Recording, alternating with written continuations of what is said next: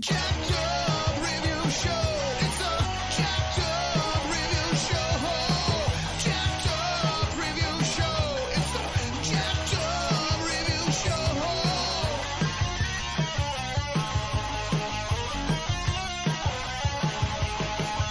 Join us as we cover many an insane movie and numerous cult TV phenomenons. Are you ready to get jacked up? Are you with us? Then listen on. Listener discretion is advised. It's a jacked up review show. It's a jacked up review show. Jacked up review show.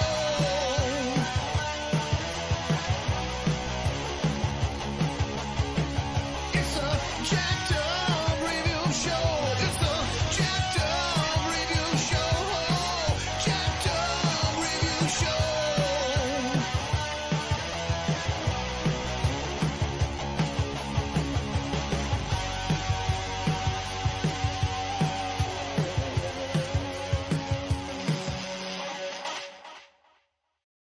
Other cities are in danger. We need a decision about whether a state of emergency has been declared.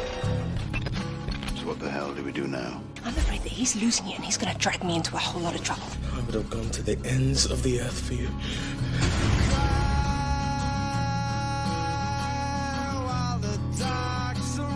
It's not our life. Isn't it?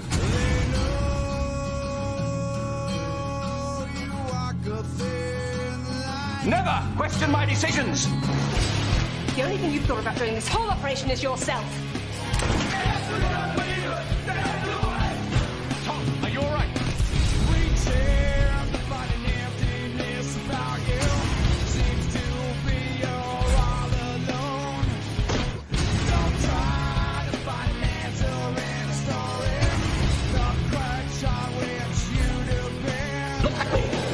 This is smoke and mirrors, Danny. This will have to be smothered. They'll kill us both if they find out. They won't find out. This job asks difficult things of us sometimes. MI-5 Volume 2. Terrorist leader Adam Qasim has escaped from MI-5 custody. The most serious failure in the organization's history.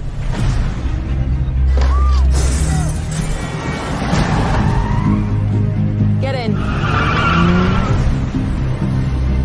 Before Harry disappeared, he made 3 encrypted phone calls to you. Last time I spoke to him, he decommissioned me from MI5. You lost their number 1 most wanted. Find Qasim. Find Harry.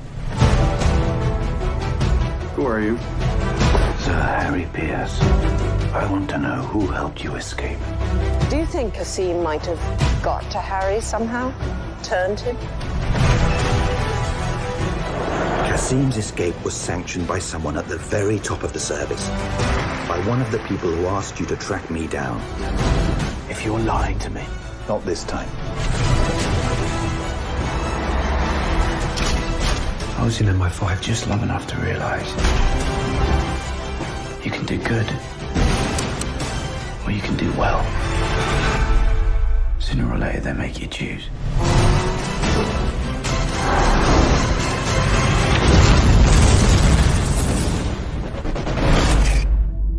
He came, he saw, he found land. Oh, Johnny Potoky returns with a vengeance. It's been a while, hasn't it? We were always back and forth. We're like, we will see each other soon, and it won't be in another lifetime. We will be back soon. Somehow we'll make this work. It was a chaotic last year. Yep. Somewhat even more chaotic than the year prior when COVID hit. And I was just like, okay, I already got so many episodes in the can, and I'm enjoying the various collaborations and guest starring on other people's shows, because you want a fun platform. You want a fun kind of, it's just therapy for me personally, because I'm talking about some fun fandom, and as opposed to everyone gets together and bitch slaps each other or argues, no bullshit like that. It's just like, okay, you agree to be on this and on this platform, do this kind of research. That's fun. And John and I are both just into a lot of espionage kind of movies and shows, and we're just like, let's go in a trip back into, again, a few decades back. I mean, let's just early 2000s, right? Right, 2002 to 2010. And for clarification, so MI5 would basically be FBI equivalent for Britain, you know, compared to MI6, which is basically, you know, CIA, James Bond. Right. And so just as a warm-up, what made you, were you more into spy books or spy movies and shows? I think for me, I was more into spy movies and shows. I mean, I read a fair amount of Tom Clancy books, but that's not always spy, you know, like some of it is, but there's other elements in it. There's political elements. Yeah. Conspiracy and there's military action in some of them too, you know. You're right. Special forces, men on a mission. Yeah. You know, so, you know, stolen submarines. Yeah, totally. So for me, you know, I grew up watching James Bond movies, and I remember watching in like Flint, which was like, you know, in the 60s, there were many movie companies trying to do James Bond movies. I mean, the 50s and 60s, it was all about spies. And 1,000%. It sold. And even though I didn't grow up in the 60s, many of my family members did, so I would watch them. And I remember watching the Matt Helm films with Dean Martin and James Bond, and, you know, so, or even the TV shows like The Saint. Nice. And you were watching all kinds of fun. Yeah, it was all, you know, it was all about the suave spy getting the girl and saving the world, which now is unacceptable. But there was all kinds of stuff and elements. And there was, and there was, there was the one with I can't remember the name of it, and then the English show with what's her name and the guy. Oh, they made a movie about it. I don't remember anymore. Abby? No, it was I think her name was something Miss Peel or something. I don't remember. There's so many of them swirling around in my head. So for me, it was always what was always cool about the spy genre to me is that there's people that do similar things, right? Not like James Bond, but like what we're going to talk about. The undercover operation part of it, the like blending in, the like saving the world and stuff. It was always kind of cool. And the shows and movies are always a bit stylized, which make it kind of fun. Kind of like a stylized cop show, like Miami Vice, right? You know, that's not what it was like, but it makes it a lot more fun to watch. There's that. And it's interesting how different types of storytelling set in different eras showcases as a whole. There, you know, I like you, I feel like gangster shows and hospital shows have been done to death. So it's really, you got to have something that stands out about it. Like you got to have some kind of drug courier who's a fugitive on the run, or something. Oh yeah, a doctor who's doing his own black market practice. You got to have some other element to it, as opposed to I'm the best of the best and I can do amazing things. And yeah, spies are interesting in that there's just so many different layers. Sometimes they very ugly side of reality, and other times it's not reality at all. Some of them are historical, and they mix in, like you say, war elements. And they're set during World War II, and we gotta go after something that Hitler's men stole, or something like that. Mm-hmm. And you want to talk Tom Clancy? It was interesting how Harry Pierce is played by Peter Firth, a longtime British actor, and he's one of the saboteurs in Hunt for Red October. Movie version. And so I was familiar with some of these British actors. Nicola Walker's gone on to the British procedural Unforgotten. She was on Last Stand at Halifax. Really cool actress. Mm-hmm. Some of these other people have done a lot of courtroom stuff, and I saw plenty of actors who've been on other stuff like the Star Wars movies and Doc Martin. I saw so many people on here, even a then unknown Hugh Laurie playing a minister guy who appears for 2 episodes. Benedict Cumberbatch is a suspect. So Sophia Myles had a role in a Doctor Who episode. Correct. Tristan Isolde. There's Isolde. And Keely Hawes was in the sequel show to Life on Mars. And she plays the voice of Tomb Raider in a bunch of the games. She was a voice of that, and Ashes to Ashes was the spinoff of Life on Mars, and she was recently on the political assassination thriller for Netflix, Bodyguard, and yeah, she is an absolute doll, and I love her in anything. David Oyelowo, years before, playing Martin Luther King in Selma, and dynamite cast, like you say. And when I revisited before Hulu took it off a year and a half ago, I just like 24, I would always see some of the later seasons because I saw IMDb claimed A&E would air this, but I recall since around 06, PBS often airing it, and same kind of deal later in the 2000s. BBC America, I think, aired it too for a bit. I think so. Yeah, they were like the first right to air in the States, and it was interesting on Hulu because they're the uncut versions, so sometimes they claim TV-14. I'm like, I heard a few choice words. This is clearly the uncut UK versions. There's really no change in content. It's violent, but never really in a morbid kind of way. Just people get shot and there's mild blood trace, but yeah, it's reality for what they do. There's reality. There's only like 2 episodes, whereas again they would have to censor a word, and Alex is shown butt ass naked, full frontal.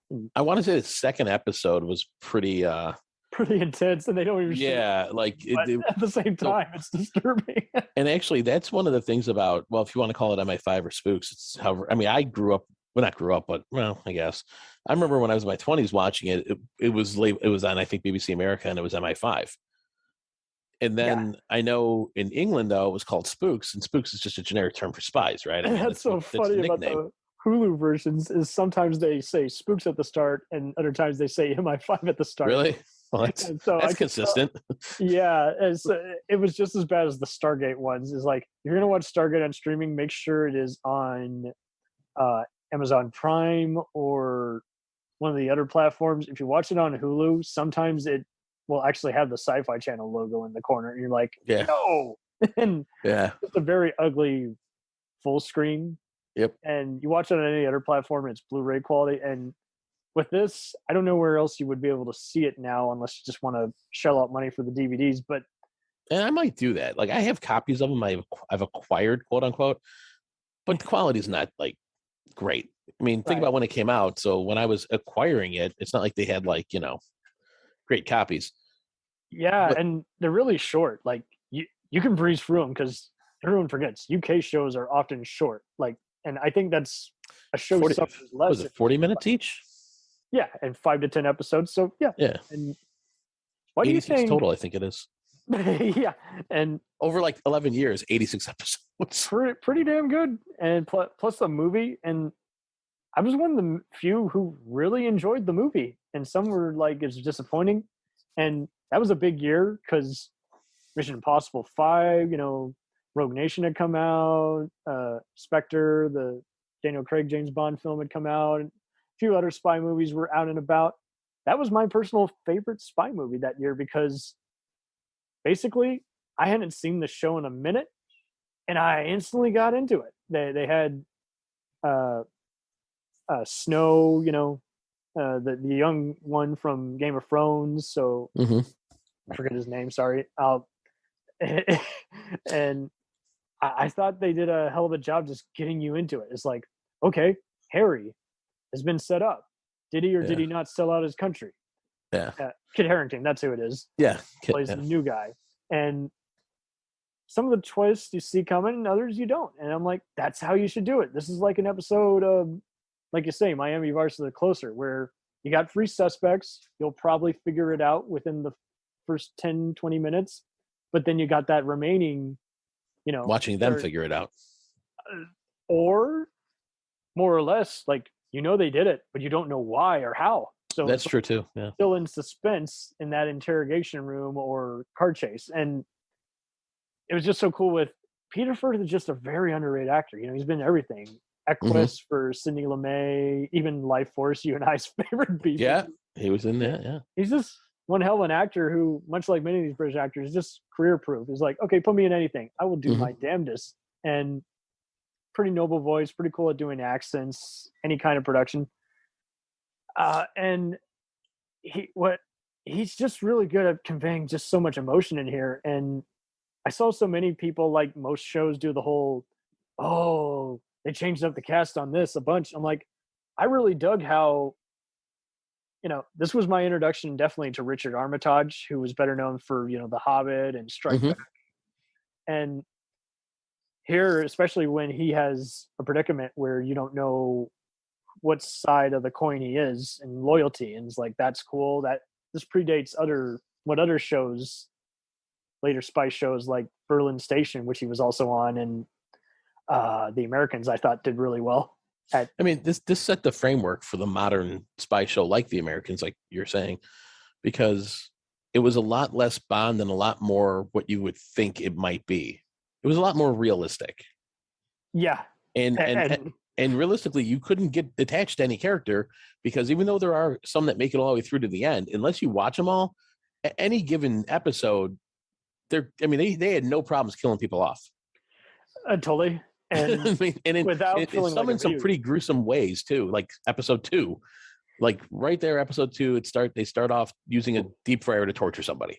Right. We don't see it, but we hear the reaction and the guy's reaction, and the music accompanies it and really complements the whole dreary morbidness of it all. Yeah. And I also get shits and giggles when going through it again, because the main computers that all the characters are on in the first 3 seasons, like, my dad totally had that kind of Apple computer. They got CRT screens, and they change up other kinds of computer and tech. The show ran the gamut from everything. They had a season based with Al-Qaeda. They had a season about traders. Every season was solid and had a different, mostly, I don't want to say a completely different storyline, but they had a very solid overall plot for each season. Oh, totally.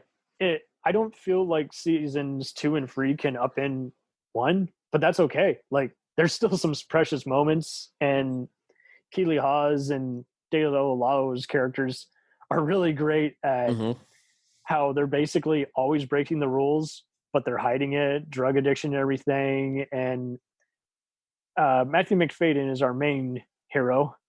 Again, playing, he has a complex name, if I'm not mistaken. No, not at all. Tom Quinn, and it's just so wild how the first season is, oh no, my family's in jeopardy. It leaves you on that cliffhanger. And then it's like, we're getting divorced. No way this is going to work. I love how this actor is, you've seen him in everything. The TV show Criminal Justice, Frost Nixon, so many different movies and shows. And he's often been mocked by British critics as the Keanu Reeves of the UK. And I'm like, no, not even. What's funny about that too is if you look at Keanu Reeves the last 10 years, is that really even an insult anymore? I mean, you know what I mean? Now everyone goes, I like Keanu Reeves, I love John Wick. I'm like, well, years ago, you guys were trash talking him. I think with The Matrix is when people started turning. That tide started turning. Oh man, and I don't know. He really does a banged up job, I think, here, because he constantly is just looking just like absent-minded, or just like, oh, you gotta be shitting me. Just like, that didn't just happen. And like, just kind of shaking his head like, and I'm like, that's what this role deserves, is like, you're a sleeper agent for, the British feds, and you got to be professional. And this was remarked by critics, just instantly compared as like their answer to 24. But see, that's just it. Like, I enjoy both in their own element. 24 is paced a lot faster because it's supposed to take place over a day. Right. 24 is a Hitchcock version of a Die Hard movie. And this, it's got elements of all of those, Clancy, Die Hard, and everything, but it's really cool at, you instantly, like you say, like with the cinematography and in the shadows, instantly you're like, who really trusts anyone? Especially when Nicola Walker joins the cast in like season 2. She's like just relieving someone else who they didn't trust. And I love how Harry's like, don't think for a minute I'm going to get used to you. And by the season's end, they are confessing their love to each other. And yes, I cried at that conclusion once again. I am a grown guy, and that ending. Well, I'm not going to give it away, but one character clearly says, "I feel cold inside." And I'm like, "Damn it, you got me." That's rough. I felt the bullet hole of that death. Oh, yeah. Well, and every season you're losing a character that. That's why I said you can't get attached to any of them. Like, totally. There's some, and some seasons are worse. There's some seasons where multiple characters are killed off, and you're like, just wait. Like the whole season, the whole show. At some point, you're waiting for Sophia Miles or Keely Hawes or Peter somebody, one of the big names, one of the big characters to be killed off, because you don't know if they're all going to make it. And they really are all just lovely character actors who they never stole the scene from each other. They really did all play into each other. Yeah, the casting was fantastic. I love how Ginny Gutter is basically the secretary of the state, and she always has that perfect, "Oh shit, just got real, Harry. You have to take this call." And he's always like saying, "In my office," he's like, "No, like you got to take this down." All hands on deck. And Raza Jeffrey, he was later on a bunch of other federal agent shows. He was like, I think on one arc of Homeland, if I'm not mistaken, but he was on this other cool spy show that lasted just like one season, called The Enemy Within with Charisma Carpenter. I remember seeing the ads for that, but I never watched it. It was so much fun, and it'll probably never get a DVD release because no one saw it. But it's out there somewhere. Oh yeah, I'm sure I would bootleg the shit out of that and The Player with Wesley Snipes that came out the same year. But yeah, no, like Miranda Rison, she's a doll here, and you've seen her in a bunch of things. The cast list that you find for this show on like Wikipedia is not nearly the whole cast list. No, because there were so many guest stars and so many people in for 2 or 3 episodes that were fantastic. I don't think there was ever one person cast on this show that didn't play their part the way it was supposed to be played. Oh, totally. Like you said, it was a fantastic cast, a fantastic ensemble cast, and some of the ensemble were fairly large names in England for sure, and There's did a great one job. gal who was later like the British love interest of Gary Sinise on CSI New York. That's what I saw her on first. She's like a Interpol agent or what have you. Miranda Rison and Alex Lenimpkin, the Black British agent who's in the later season. I saw them later on 24 when they go to London. So I was like, that's almost like a crossover between the two shows. Is the unintentional crossover. And Rupert Henry Jones, again, just as Adam, that's just one hell of a kind. And I see so many people acting like when he goes away in season 4, won't explain, I won't give away why. They're like, he's kind of the main character. I'm like, he wasn't here from the start. He was just the next. Yeah. Well, I'm scrolling through and I realized I said Sophia Miles. She comes in like season 8. Yeah. And it seemed like it felt like she'd been there the whole time. Probably because they keep, replacing people. They give them a big backstory too. And where they're often, well and much like 24, I love how they'll meet each other in the restroom and say, why are you really here? Just, they will give them that cold ass stare saying, by the time you walk out of this room, you better have my trust. Yeah. Got my back. You don't have any secret, baby mama or addiction. You didn't, sleep with someone to get up here.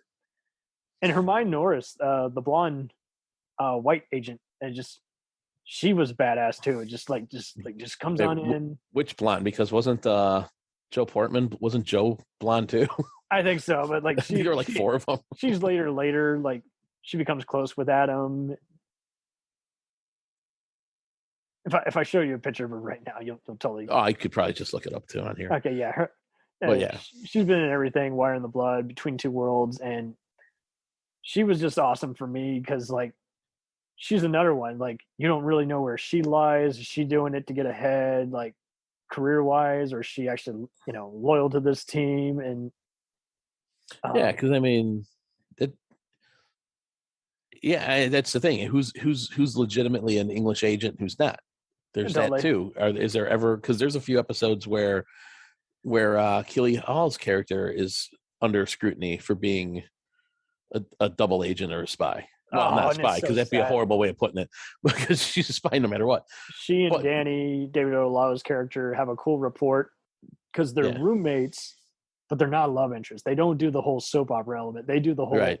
It's like, okay, we're gonna hang tight, and I love how they do an innocent mistake. Like some thief beats them up at a bar and steals like the main character's like information. They got to help him out. Like, and by the way, Keely Hawes is actually married to Matthew McFadden in real life. I had no idea until I didn't know that either. Till you just said that. And I did know that there was a spinoff called Code 9, and it was laughed off because like basically there was no sense of realism or even connection to the main show. I hate when they do that. And so it not only didn't have anyone's believability, but it was also noted as just having like the worst acting on any British show, where that's when you know you fucked up. It's like, was it like British shows are? Was it not the same? Was it not the same writers and creators? I don't think so. And that's I don't think it's tough to do that. It's tough to spin a show off successfully and not use any of the same people that made the first one. I can understand if you're going to do your own Criminal Minds CSI thing. Is like, okay, cool. Like, yeah, but you got to do it right. Well, but like for instance, when I had Alex Ingham, shout out, Precinct TV is the site she runs. We were talking about all the FBI shows and how they all have their own identity. Like the main one is kind of, again, 24. Most Wanted is kind of like Profiler, Criminal Minds, and International is kind of like Taken, where it's just global crimes, and ransoms, and they all got their own identity, their own set of characters. And when they do a crossover, it isn't awkward like when they would used to do NCIS in LA, where you're just like, they clearly are not in the same room together. It was like they couldn't look any less interacting with each other. It's just I don't buy it. And like you say, when the styles are just so different, sometimes it's just going to be awkward anyway. Well, because it feels like it's two different universes. I saw that when Lawrence Fishburne from CSI went over to CSI Miami, and it's like, and Caruso's style is so different. You're like, you just shouldn't have bothered. You guys are just so different. Like, like I honestly like everyone.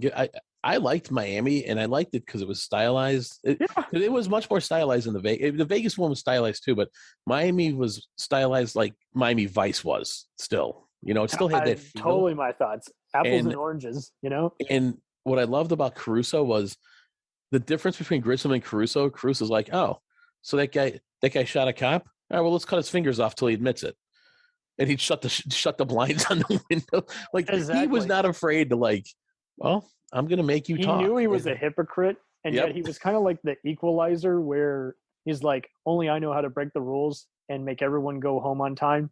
Yeah. Like, I'm going to erase this backlog, or no, you're going to stay the night until you give me a DNA sample before I bring this guy back in to be prosecuted. And and then he's got his own son who is, trying to escape his drug addicted mom, and who's married to a dangerous tycoon. It's like, that was all cool. And because Vegas was more, again, kind of following like Profiler and NYPD Blue, where it's like, we're going to have and you accepted CSI, it gets lampooned. But again, much like Spooks chose a style where, like 24, it has, split screens.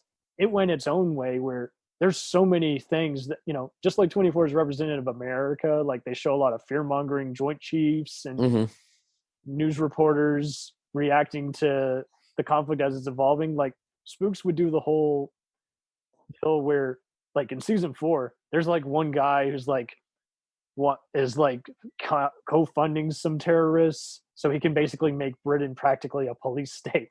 And lo and behold, he decides to loop the Raza Jeffrey, the Muslim British agent, into a trap so that then he can stop him at the airport and say, oh, he can't stop him. I'm going to wrongly accuse him of being a terrorist. And I love how it plays into that. And CSI shows, shows like that, we're doing the whole, we're super cops and we have comic book kind of logic, and it's just interesting how the 2000s are just so edgy in that they had a little more freedom to do what they wanted to do, but it also sucked in that they had to work even harder to stand out. And at that time, 24 was noted as like the first show which everyone was, along with the Sopranos, was binge watching on DVD.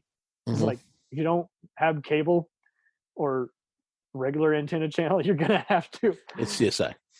Right, or even CSI. Yeah, just wait for your Blockbuster to rent it off.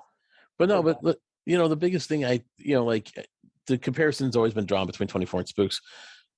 24's first couple of seasons I was on board with because, okay, each hour represented an hour of a day. By the time I'd say, maybe even season 4, I don't remember. But as the later seasons rolled on, I'm like, there's no way he's gallivanting around the world like that in one day. I've flown from Chicago to LA. It's 5 hours.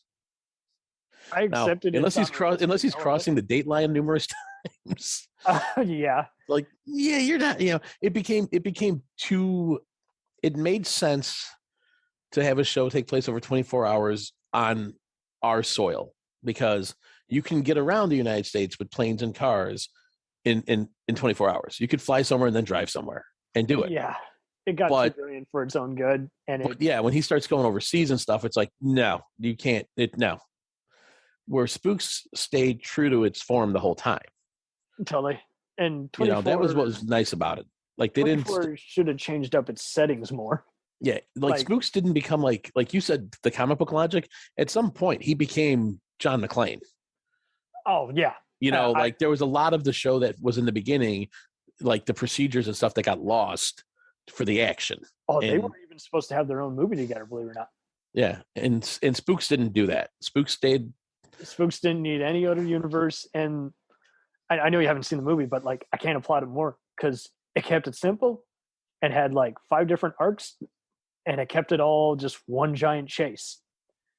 First fugitive on the run, and then did he do it or not, and stop the main bad guy before he sets off, something with a supercomputer hacking and all that. And it seems like, I think a lot of spy shows, like, again, I mentioned Mission Impossible and James Bond, they were kind of and even Fast and Furious to some extent, just seem to want to just see, they're all going to share each other's money because they're just all just giant mega franchises. Like even people who hate them are going to see them just out of curiosity. They're that kind of giant.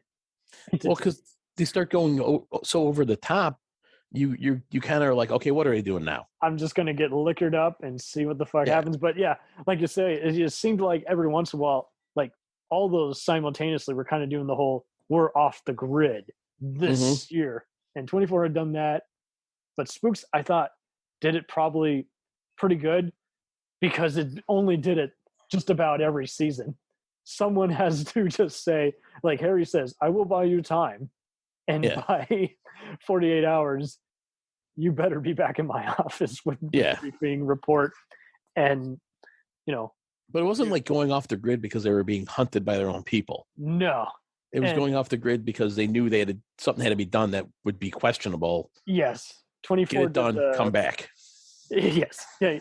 Retreat and then, or retrieve and then retreat. And like you say, 24 did if it wasn't doing the bombs to death, again, I say this as a mega fan who's still reviewing them all. I know it enough to know what's really, really wrong with it, especially the New York season, but where it was trying to be too much like a cop show, and you're like, no, this is a Federation. It's like, aren't you a CIA spy? Yeah. What it did really to death definitely was it was more interesting when it was who's going to potentially attack the White House or set off a bomb here. When it did the whole, guess who's the mole this season? You're like, okay, it's just... It didn't work for them. It's too distracting, yes. Yeah. And especially when they got by even the good seasons, on rewatches, it will just say, okay, I know who it is, so that part's a little boring. It was only meant to be seen once, not multiple times, like the other clever stuff with who will set off the bomb, who's going to go to war with who. Spooks, like you say, again, is like, you're a Doberman, take a scent of what, you just got a bad nuance about. And I love how family's up. Great. Family. Yeah, Fast and Furious. We're probably gonna have to wrap up. No, all good. All good. But yeah, back to your point. Yeah, Spooks always stayed consistently like in a realm where you could say, okay, this all works. And your Doberman analogy is a great one because it's like, okay, you got the scent. I'm going to unhook your leash, but I'm going to come after you and bring you back in a day. Right. And I think Malcolm is the name of the one tech guy who's always basically updating them. I love that dude.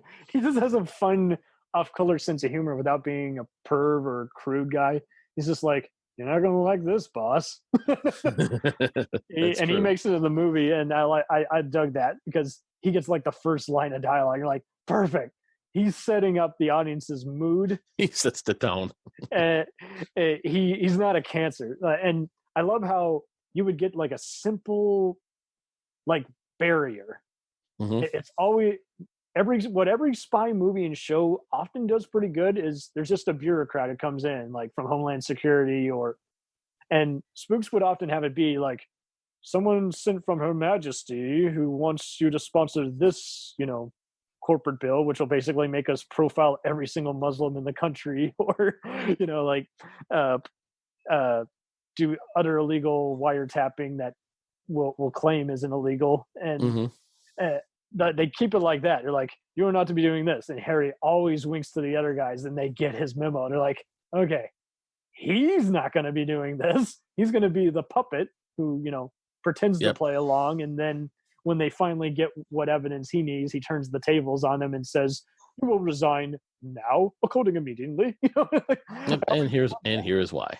Yeah. Right. It's a great twist because like the best heroes don't need to, win in a fist fight, or, pistol whip you. Harry, I don't think he takes like maybe a gun out once, and you just love him because he, and again, Ruth, Nicola Walker's character is just like, just so naturally brave. And they don't even go into their messy, life. Like they instantly imply, I have no life, but I am loyal to my majesty. Yep. Well, it's funny if you look at like the list of surviving characters of the show, there's literally like 8 or 9. At least at this and you point. look at and you look at the deceased, and it's a lot. And a lot of them were like characters that were brought in for a year or two, and kind of main characters. Sophia Myles, we can probably assume she went on the run or got killed in action. Maybe she doesn't appear in the last season. It's like it doesn't say she was killed off, but Ruth gets killed, or Ruth. Oh, so sad. And yeah. And the thing is, she left the show and came back. Yeah. That was what was. It's so sad because it's an accident. Yeah, it's an accident, and that's what gives it a more nuanced thing. So I think, like you say, this show was just too real for some people, and everyone was watching again just other British giant shows like Sherlock or what have you, and it's like, I like this because like this is more, again, like they're doing all kinds of things, cyber attacks and. Even less assassinations. Sometimes it's more confusion is like the thing they have to do in that episode. Like we have to discern why they were confused with their unreliable intel they got. And it's not robotic. It's never where you're just counting what they even say before they say it. There's plenty of other times where they'll just be like, well, I'm going to have a drink right now. Don't tell anyone. I'm still on duty. Yeah. No, I agree with you completely on this. I think it's a show that it still holds up too. I think people should give it a shot if they haven't. Because a good counter to this probably is Line of Duty, which kind of is showing the internal affairs version of Britain. Yeah, I never saw that one. It's very much like that, where you got it. It shows the tactical, SWAT teams, again, how politics gets involved in policing, and it's hard to tell the anti-hero cops from the bad cops sometimes, and even it even goes even further, just showing how it's like they have to really basically do a lot of surveying and spying on each other because they're gonna get basically ridiculed and basically in a fist fight with cops because unions and all that. And always the one who is the main bad apple can't be touched because he's got all his other cronies taking the hit, or they frame the good cop. Yeah. Or it just again, it's a maze. They do a good job. They kind of do what they did with True Detective. I'm not as crazy about that, but I know many are. And True Detective, it became a hit because it was an anthology show. Yeah. And what they do with Line of Duty is it's an anthology, but it's a different profiler. And then near the end, they wrap it all. They connect that's nice. And so then you see that whole dashboard of all the various photos and suspects. You're like, how did they even get for that cluster? Nice. Well, not to cut short, but I got to get going because we're supposed to be somewhere in an hour and a half. Okay, all good. Feel free to plug what you got going. I don't even. I'll plug it next time when it's actually posted. Okay, perfect. Thank you for being on here.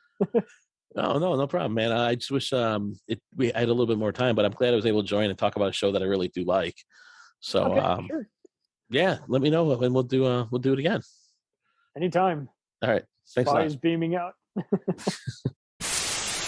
We'll return after these messages. Hey, feeling down? Feeling low? Not enough podcasts about movies in your life?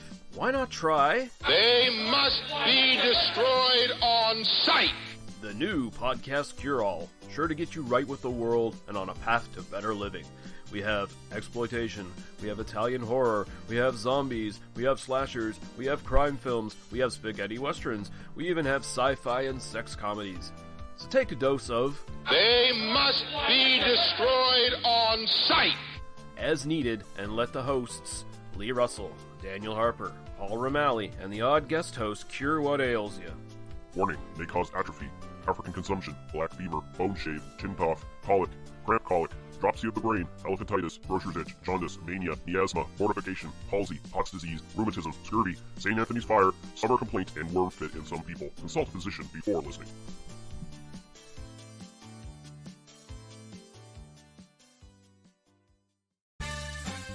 Did you ever see a film at such a young age it left you traumatized with cinematic wounds? Necrophilia. It's a dead issue, man. Don't push it. Cinema Psyops is a weekly podcast documenting an ongoing experiment on the mind of an unwilling test subject. No one should have to watch this movie. Oh, no one should have to watch this? No one should have to watch this movie. Surprisingly, it's not a topic that a lot of people really want to tackle. I'm shocked, prudes. I know, really. Right? It's the next sexual frontier that no one wants to explore. I am, in the most sincerest of senses, disappointed in you. It takes a powerful goddess like Connie, jam her arm down the monster's throat and kill it. Oh, I'm still tripping out over that. Even as a kid, I was like, I gotta find a girl like that. Every week, I get a new look of disappointment that I never thought I could get out of it. Unimaginable. At 12 years old, you should not be watching this movie. Obviously. At 13, you should not be. 14, you shouldn't be. I'm not entirely sure even 17-year-olds should be watching this. Just because you're offended by something doesn't mean that you have the right to demand that it doesn't exist. Watching this film again, I had all of this like little nerd glee with everything that kept little popping history up. doll popping up absolutely. at you. So I totally loved this film. Hey, I know why you couldn't see that. It's because your brain's warped from watching this shit at 12 years old. Yeah, this is a rough movie. I told you ahead of time when we were getting ready to do it that it was going to be a rough How did you watch one. this shit at 12? Because physical wounds heal, cinematic ones don't. Listen to Cinema Psyops. Hey everybody, I'm Corey. And I'm Zach, and we're the hosts of Podcasting After Dark, a cast dedicated to late-night horror and sci-fi of the 80s and 90s, often found on HBO and Cinemax. You know, the movies your parents didn't want you watching as a kid. You can find us every other week on Apple Podcasts, Spotify, Podbean, and Stitcher. This is what you want. This is what you get. Greetings, friends. My name is Dean Legero, and I'm the host of the 3324 podcast. I invite you to join me and my lifelong friend Eric Kuber to come with us as we discuss the music and movies that shaped our life. Each week, we'll pick an album or film that we really connect to, and not only give you some great info and trivia, but also discuss, debate, and celebrate what it means to us and the journey it took us on. We also look forward to hearing from you and giving us some of your picks for us to check out and discuss. I think it'll be a really fun experience, so come along with us for the ride. You can find us on your favorite podcast provider and at 3324.buzzsprout.com. Thanks for your time, and welcome to the 3324 family. It's time, let's check our cue, baby. Pair it with a couple brews, baby. We love good movies. We love the bad ones too. So we watch them all and pass their lessons on to you. Oh yeah.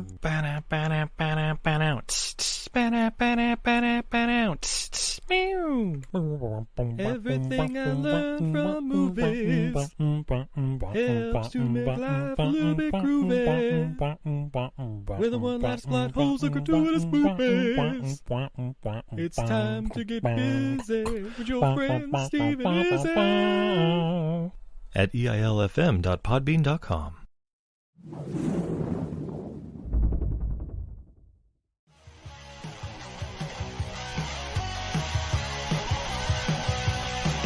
Follow us on the web on Facebook, Twitter, and Instagram. The podcast is available on Podbean, Spotify, iHeartRadio, Anchor, Apple, and anywhere else podcasts are available. Feel free to review our show and leave comments on any of those sites. Thanks a million for listening. It's a jacked up